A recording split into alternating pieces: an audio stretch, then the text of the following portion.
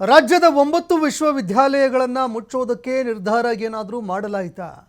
BJP ಅವಧಿಯಲ್ಲಿ ಸ್ಥಾಪಿಸಿದ್ದಂತಹ 10 ವಿಶ್ವವಿದ್ಯಾಲಯಗಳಲ್ಲಿ 9 ವಿಶ್ವವಿದ್ಯಾಲಯಗಳನ್ನು ಮುಚ್ಚೋದಕ್ಕೆ ಅಂತ ತೀರ್ಮಾನ ಮಾಡಲಾಗಿದೆ. ವಿಶ್ವವಿದ್ಯಾಲಯಗಳ ಆರ್ಥಿಕ ಸ್ಥಿತಿಗತಿಗಳನ್ನು ಪರಿಶೀಲನೆಗೆ ಸಭೆ ಸೇರಲಾಗಿತ್ತು. ಸಂಪುಟದ ಉಪಸಮಿತಿ ಒಂದು ಸಭೆ ಸೇರಿತ್ತು. ಡಿಸಿಎಂ ಡಿಕೆ ಶಿವಕುಮಾರ್ ಅವರ ಅಧ್ಯಕ್ಷತೆಯಲ್ಲಿ ಸಭೆ ನಡೆಸಲಾಗಿದೆ. ಇನ್ನು ಉಪಸಮಿತಿಯ ಮೊದಲ ಸಭೆಯಲ್ಲೇ 9 ವಿಶ್ವವಿದ್ಯಾಲಯಗಳನ್ನು ಮುಚ್ಚೋದಕ್ಕೆ ಅಂತ ನಿರ್ಧಾರ ಮಾಡಲಾಗಿದೆ ಅನ್ನುವಂತಹ ಒಂದು ವಿಚಾರ ಗೊತ್ತಾಗ್ತಾ ಇದೆ. ಬೀದರ್ ವಿಶ್ವವಿದ್ಯಾಲಯ ಹೊರತಾಗಿ ಉಳಿದ ಎಲ್ಲ ವಿಶ್ವವಿದ್ಯಾಲಯಗಳನ್ನು ಮುಚ್ಚೋದಕ್ಕೆ ಅಂತ ತೀರ್ಮಾನ ಮಾಡಲಾಗಿದೆ.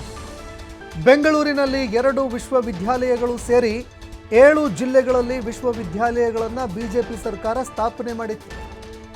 ಆದರೆ ಈಗ ಬೆಂಗಳೂರು, ಹಾಸನ, ಚಾಮರಾಜನಗರ, ಹಾವೇರಿ, ಕೊಡಗು, ಕೊಪ್ಪಳ, ಬಾಗಲಕೋಟೆ, ಮಂಡ್ಯ ಜಿಲ್ಲೆಯ ವಿಶ್ವವಿದ್ಯಾಲಯಗಳನ್ನು ಮುಚ್ಚೋದಕ್ಕೆ ಅಂತ ನಿರ್ಧಾರ ಮಾಡಲಾಗಿದೆ. ಹೀಗಾಗಿ ಶಿಕ್ಷಣ ವಲಯದಲ್ಲಿ ತುಂಬ ಒಳ್ಳೆಯ ರೀತಿಯಾದಂತಹ ಒಂದು ಬೆಳವಣಿಗೆ ಅನ್ನುವಂತಹ ಮಾತುಗಳು ಕೇಳಿಬರ್ತಾ ಇತ್ತು ಈ ಹಿಂದೆ, ಅಂದರೆ ಯಾವಾಗ ವಿಶ್ವವಿದ್ಯಾಲಯಗಳು ಓಪನ್ ಆಗಿತ್ತು ಆಗ. ಆದರೆ ಈಗ 9 ವಿಶ್ವವಿದ್ಯಾಲಯಗಳನ್ನು ಮುಚ್ಚೋದಕ್ಕೆ ಅಂತ ತೀರ್ಮಾನ ಮಾಡಲಾಗ್ತಾ ಇದೆ. ಇವತ್ತು ಉಪಸಮಿತಿಯ ಒಂದು ಸಭೆಯಾಯಿತು. ಡಿಸಿಎಂ ಡಿಕೆ ಶಿವಕುಮಾರ್ ಅವರು ಕೂಡ ಭಾಗಿಯಾಗಿದ್ದರು. ಅವರ ಅಧ್ಯಕ್ಷತೆಯಲ್ಲೇ ನಡೀತು. ಸಮಿತಿಯ ಸಭೆಯಲ್ಲಿ 9 ವಿಶ್ವವಿದ್ಯಾಲಯಗಳನ್ನು ಮುಚ್ಚೋದಕ್ಕೆ ಅಂತ ನಿರ್ಧಾರ ಮಾಡಲಾಗಿದೆ. ಅಂದರೆ ಬೀದರ್ ವಿಶ್ವವಿದ್ಯಾಲಯವನ್ನು ಹೊರತುಪಡಿಸಿ ಉಳಿದ ಎಲ್ಲ ವಿಶ್ವವಿದ್ಯಾಲಯಗಳನ್ನು ಮುಚ್ಚೋದಕ್ಕೆ ಅಂತ ತೀರ್ಮಾನ ಮಾಡಲಾಗಿದೆ. ಬೆಂಗಳೂರಲ್ಲಿ 2 ವಿಶ್ವವಿದ್ಯಾಲಯಗಳು ಸೇರಿ 7 ಜಿಲ್ಲೆಗಳಲ್ಲಿ ವಿಶ್ವವಿದ್ಯಾಲಯಗಳನ್ನು ಬಿಜೆಪಿ ಸರ್ಕಾರ ಸ್ಥಾಪನೆ ಮಾಡಿತ್ತು. ಈಗ ಬೆಂಗಳೂರು, ಹಾಸನ, ಚಾಮರಾಜನಗರ, ಹಾವೇರಿ, ಕೊಡಗು, ಕೊಪ್ಪಳ, ಬಾಗಲಕೋಟೆ, ಮಂಡ್ಯ ಜಿಲ್ಲೆಯ ವಿಶ್ವವಿದ್ಯಾಲಯಗಳನ್ನು ಮುಚ್ಚೋದಕ್ಕೆ ಅಂತ ನಿರ್ಧಾರ ಮಾಡಲಾಗಿದೆ. ಈಗಾಗಲೇ ಕಟ್ಟಡಗಳು ಕೂಡ ಇದ್ದಾವೆ, ಕಟ್ಟಡಗಳಿದ್ದಾವೆ. ಆದರೆ ನಿರ್ವಹಣೆ, ಶಿಕ್ಷಕರ ಕೊರತೆ, ಈ ಸಂಸಾಧನಗಳು ಇರದೇ ಇರುವ ಕಾರಣಕ್ಕಾಗಿ ಮುಚ್ಚೋದಕ್ಕೆ ಅಂತ ತೀರ್ಮಾನ ಮಾಡ್ತಾ ಇರುವಂಥದ್ದು ಎಷ್ಟರ ಮಟ್ಟಿಗೆ ಸರಿ ಅನ್ನುವಂತಹ ಒಂದು ಪ್ರಶ್ನೆ ಕೂಡ ಈಗ ಎಲ್ಲರನ್ನೂ ಕೂಡ ಕಾಡ್ತಾ ಇರುವಂಥದ್ದು. ಯಾಕಂದರೆ ಕಟ್ಟಡ ಇಲ್ಲ ಅಥವಾ ಜಾಗ ಇಲ್ಲ, ಮತ್ತೊಂದು ಮಗದೊಂದು ಅನ್ನುವಂತಹ ಸಮಸ್ಯೆಗಳು ಬಂದಾಗ ಆಗ ಆಯಿತು ಏನೋ ಒಂದು ಸಮಸ್ಯೆ ಇದೆ ಅಂತ ಹೇಳಬಹುದು. ಆದರೆ ಕಟ್ಟಡಗಳು, ಮತ್ತೊಂದೆಡೆ ಅದಕ್ಕೆ ಸಂಬಂಧಪಟ್ಟಂತೆ ಜಾಗ ಎಲ್ಲವೂ ಕೂಡ ಇರುವಂತಹ ಸಂದರ್ಭದಲ್ಲಿ ಮುಚ್ಚೋದಕ್ಕೆ ತೀರ್ಮಾನ ಮಾಡಿರುವಂಥದ್ದು ಇದು ಶಿಕ್ಷಣ ಕ್ಷೇತ್ರಕ್ಕೆ ಒಂದು ಹೊಡೆತ ಕೂಡ ಬೀಳುತ್ತೆ. ಇನ್ನು ಡಿಸಿಎಂ ಡಿಕೆ ಶಿವಕುಮಾರ್ ಅವರು ಇದಕ್ಕೆ ಸಂಬಂಧಪಟ್ಟಂತೆ ಇವತ್ತು ಸಮಗ್ರವಾಗಿ ಚರ್ಚೆ ನಡೆಸಿದರು. ಅಧಿಕಾರಿಗಳಿಂದ ಮಾಹಿತಿಗಳನ್ನು ಕೂಡ ಪಡೆದುಕೊಂಡರು. ಅದೇ ರೀತಿಯಾಗಿ ಏನೆಲ್ಲ ಕೊರತೆಗಳಿದ್ದಾವೆ ಅನ್ನುವಂಥದ್ದನ್ನು ಕೂಡ ಆಲಿಸಿದ್ರು.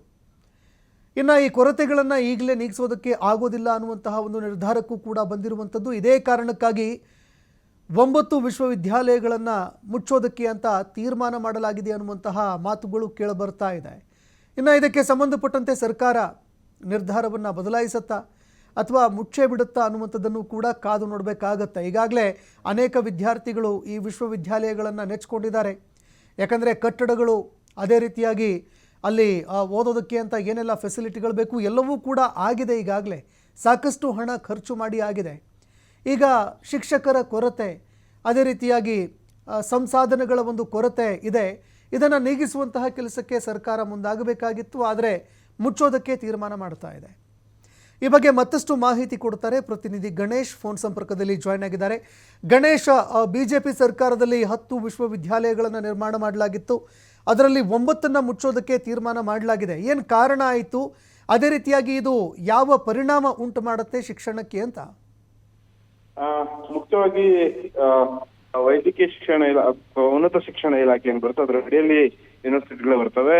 ಎಲ್ಲ ಒಂದು ರೀತಿಯಲ್ಲಿ ಯೂನಿವರ್ಸಿಟಿಗಳ ನಿರ್ವಹಣೆ ಒಂದು ರೀತಿಯಲ್ಲಿ ಆನೆಯ ಸಾಕದಂಗೆ. ಅಂತಂದ್ರೆ ಸಾಕಷ್ಟು ವೆಚ್ಚಗಳಾಗ್ತವೆ, ದುಡ್ಡು ವೆಚ್ಚಗಳಾಗ್ತವೆ, ದುಬಾರಿ ಆಗ್ತವೆ. ಒಂದು ಯೂನಿವರ್ಸಿಟಿ ನಿರ್ವಹಣೆ ಮಾಡ್ಬೇಕಾಗಿರೋಂಥದ್ರಲ್ಲಿ ಸರ್ಕಾರಕ್ಕೆ ದೊಡ್ಡ ಮಟ್ಟದ ನಷ್ಟವೇ ಇದೆ ಅನ್ನುವಂತಹ ಮಾಹಿತಿಯನ್ನ ಈಗ ರಾಜ್ಯಸಭೆ ಸಚಿವ ಸಂಪುಟದ ಉಪಸಮಿತಿ ನಿರ್ಧಾರಕ್ಕೆ ಬಂದಿರುವಂತದ್ದು. ಈಗ ಅನುಪೇಕ್ಷಿತ ಹಾಗೇನೆ ಆಕ್ಟಿವ್ ಇಲ್ಲದೆ ಇರುವಂತಹ 11 ಯೂನಿವರ್ಸಿಟಿಗಳು, ಅಂದ್ರೆ 9 ಯೂನಿವರ್ಸಿಟಿಗಳನ್ನ ಈಗ ಕಾಂಗ್ರೆಸ್